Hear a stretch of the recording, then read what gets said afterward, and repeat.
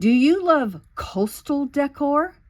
If so, stay tuned while I show you how I take my beach finds and put them into a fun mobile you can hang outside. So yes, these are broken shells. Most of you probably just look at them and go, eh, or you probably don't even pick them up. Personally, I really like to get shells like this, especially ones with holes in there, and turn them into something pretty. They've been beat up, and you know, a lot of times some of us in life, we get beat up too, but we can turn that into a positive. So I'm going to turn their getting beat up into a positive. So the first thing I've done here is picked out some shells. This one here will make a really good bottom part of my mobile. And I think I want to use, I'm going to use these. I'm going to go all gray here. These other ones I can actually use. Let's see, I've got 1, 2, 3, 4. I think I'm going to do 5. And now I have got to pick out my cording. Now I've got gray here, and I could go gray. I'm going to use some wax cording here. I make bracelets out of these. You've probably seen a lot of bracelets made out of wax cording. They're waterproof and all. But I think I want to bring in a little bit of color. So we're not going to do the gray. We could do red, but I think that's a little bit too much color. I've got this really pretty orange, but again, that's just too much. We could do black. It's not really color, but that would be cool. Pink. I don't know. Maybe this light green. Ooh, I like that. Or this is like a teal. I don't think I'm going to do pink. I don't think I'm going to do black. I think I'm going to do this color. Or I could actually do 2 colors. Maybe I'll bring this gray back in. All right, so what we're going to be doing is crocheting a chain stitch. So I'm going to need a crochet hook. And I think I want it kind of big. It doesn't really matter what size you use. I'm going to be using, if I can get it out there, that size. But if you wanted to use bigger or smaller, you could do that too. This is not an exact science thing. I need to figure out how I want to put these. This is going to be on the bottom. See the hole there? I think I'm going to put this next. I'm going to put this in the middle. And then I'm going to put this one and this one. So it's going to hang like, it'll hang straight, but. All right. So the first thing you're going to do is, if you're using 2 pieces of cording, you need to put them in the holes together. And you're going to work from the bottom up. Now you would think you would be working from the top down, but if you do that, your shells don't hang right. And I'll show you that in a minute. So instead of putting the bottom shell on there first, you're going to put the top shell on there first. And I'm just going to put these in the holes.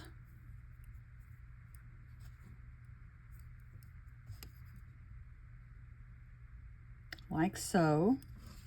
And this is a lot like if you're going to do a beaded crocheted necklace, you put all your beads on there first. Now you would think we would use this big hole, but it's really thin right there, and I don't want it breaking later on, so I'm going to use one of these other holes. Now, going to wait to put this on because when I crochet, it's going to be a big loop and it's going to look weird. So he's going to wait. Most of the time you would put your bottom shell on or your biggest shell on, but whoops, but I'm not going to do that this time just because, again, it's probably going to lay weird. So I'm going to show you how to crochet. I'm also going to leave a link down in the description box to my sister's channel. She actually has a whole bunch of how to crochet videos, and they're really good videos. All you need to know for this is a chain stitch. It's very easy, but after you watch me do it, if you're still like, what?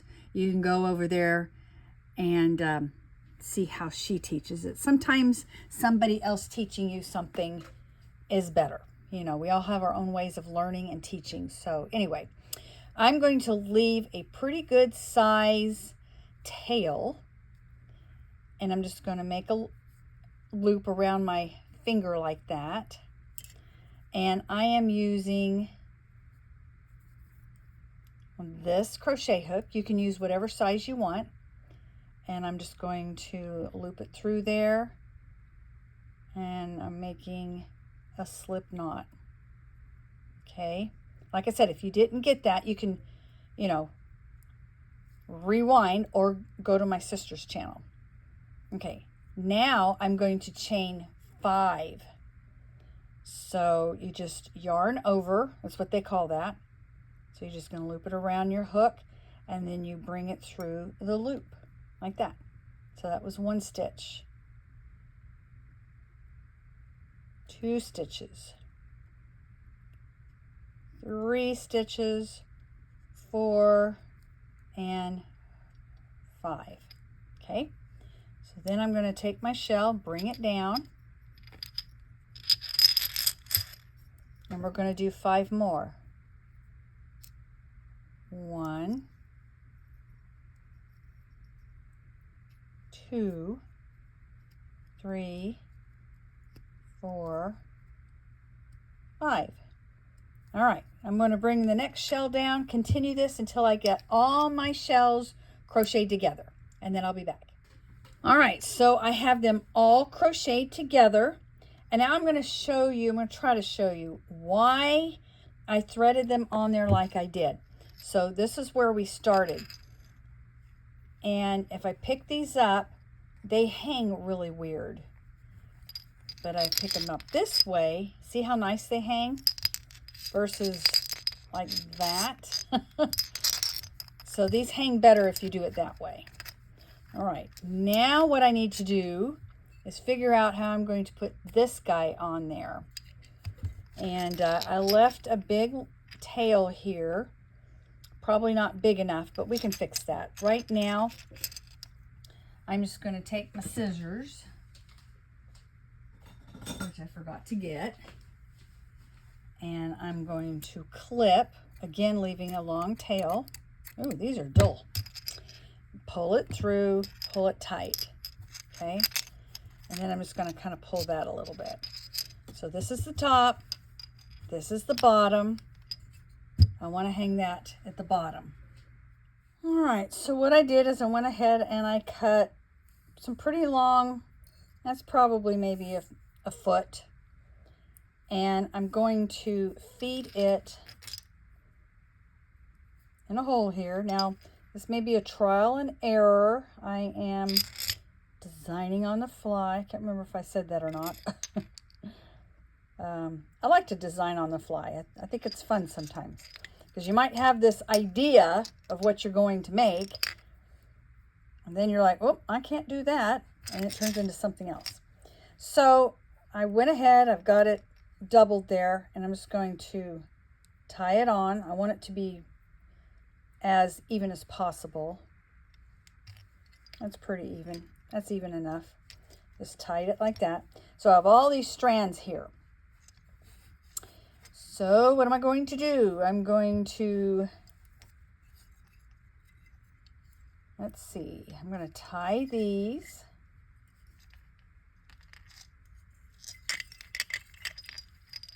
don't want it too far up there.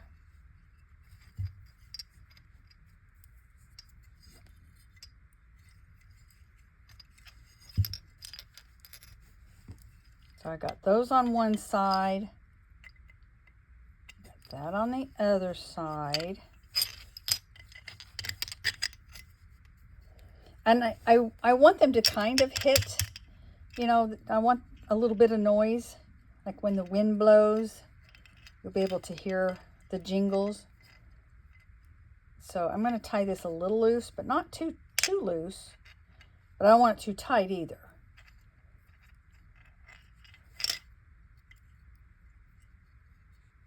And you're just going to have to play with a little bit. I'm not going to tie it too tight right now because I want to make sure I'm going to hang it.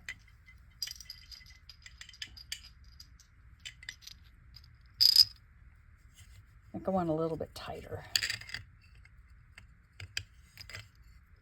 All right, I'm going to go ahead and tighten it up. I've got it how I want it. And now I got to figure out how I'm going to do the hanger part of this. I'm going to think about that a little bit. Right now, I'm going to mess with this stuff. I want it kind of all fray-y and stuff. So I'm going to get a pen or a needle. You can get a bead reamer also. I'll go ahead and kind of trim these even. And I'm just going to unravel these. And over time, they're going to do this on their own. I mean, you could leave it and just let it do it on its own. But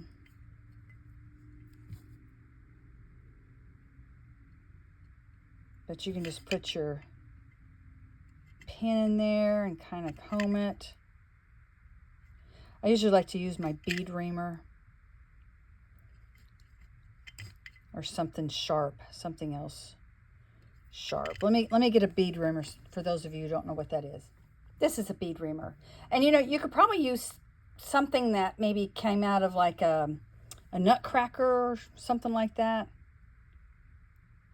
But a pen or a needle would work too. But anyway, let me do this and then I'll come back and show you what it looks like.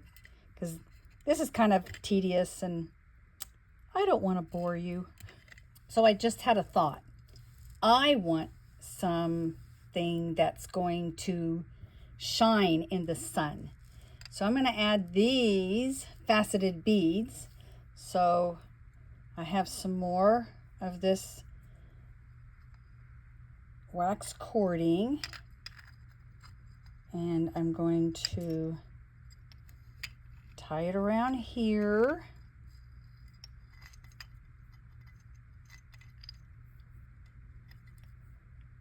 And I don't care if it's uneven. In fact, I want it to be uneven. Okay. And then I'm just going to add a few beads.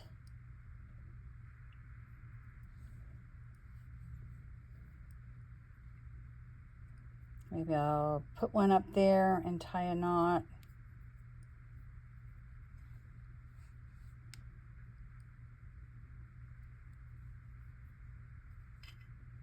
I want to make sure that's not going to come off, so I need to probably tie another knot on top of it. These beads kind of have some big holes, so you have to watch that. So you want to make sure you tie your knots on top of each other. And then, yeah. Anyway, let me finish this up. And then before I do the hanger, I'll come back and show you how I'm going to do that. All right, I got all the beads tied on there. This is actually going to hang kind of sideways. So some of these little tassels will hang through the hole. I can hang more tassels through there if I want. That would be kind of cool. Anyway, now I got to come up with a top here. Now, like I said, I am going to take pictures so you can see better what this looks like outside. So right now, I got to find this hole. I'm going to take two pieces like I did previously there.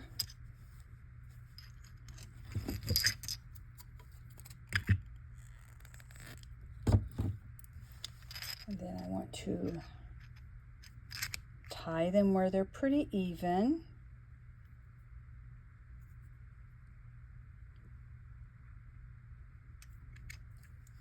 So I have 3 and 3 here. So I'm going to go ahead and tie these together again. Then I'm going to take this and I'm just going to do an overhand knot. This is going to make my hanger. I don't need a whole big old loop, but I do need some type of a loop to hang. There we go.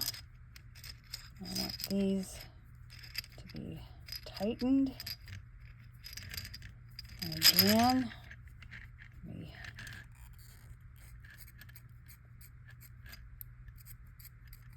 trim that, and I can fray these if I want. I'm just going to let them go fray as they weather. Okay. Let's go outside and hang this up. All right, where are we going to hang this? You see this? These keys here? I did a video on those not long ago. Are they fun? Here's one I made a long time ago. It's been out here for several years. It's holding up pretty nicely. Maybe I'll hang this one beside it. There we go. I need to find a better place for picture though. You can't really see it very well. Here's another one I made. I used wire on it though. Here we go.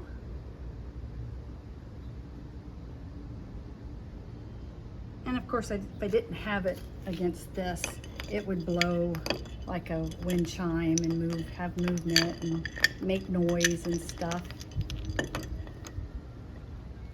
But I'm gonna hang this one back up there. And this one's going up here. That way it can blow in the wind and make noise. Just like my wind chimes.